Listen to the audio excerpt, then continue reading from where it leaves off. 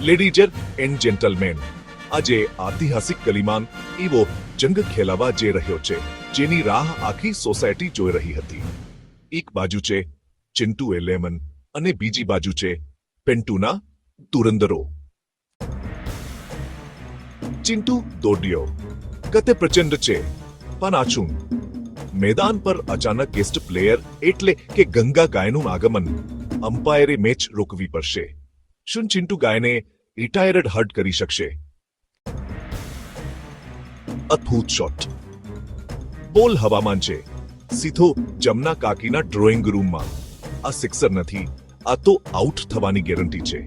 હવે જોવાનું ને રહેશે કે કાકી બોલ પાછો આપે છે કે ચિંટુનું બેટ જબત કરે છે.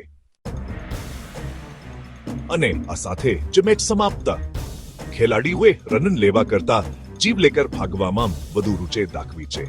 મેન ઓપર તો મેચ મળે છે જમના કાકીને, જેમને એક પણ બોલ ફેંક્યા વગર આખી ટીમની વિકેટ પાડી દીધી.